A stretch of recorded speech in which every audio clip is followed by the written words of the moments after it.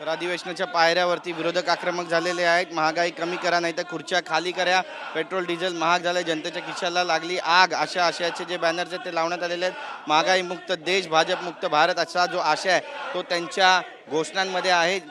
NCPचे आमदार जितेंद्र आव्हाड, शिवसेनेचे आमदार सुनील प्रभू, अंबादास दानवे, विजय वडट्टीवार, नितीन राऊत आणि इतर जे आमदार आहेत ते सध्या विधान भवनाच्या पायऱ्यावरती आक्रमक झालेले आहेत। आणि या सगळ्यांकडून या ठिकाणी सरकारच्या विरोधात घोषणाबाजी ज्या आहेत त्या केल्या जात आहेत। फडणवीस सरकार आणि मोदी सरकारचा या ठिकाणी निषेध केला जातोय आणि महागाईच्या मुद्द्यावरून या ठिकाणी घेरण्याचा जो प्रयत्न आहे तो सध्या सुरू आहे। ही सगळी दृश्य आपण या ठिकाणची पाहतोय। मागच्या 5 ते 7 मिनिटापासून या ठिकाणी विरोधक जे आहेत ते विधान भवनाच्या पायऱ्यावरती आक्रमक झालेले आहेत। जाब विचारला जातोय आणि या सगळ्यांना विचारला जातोय की महागाई वाढलेली आहे, या महागाईच्या विरोधामध्ये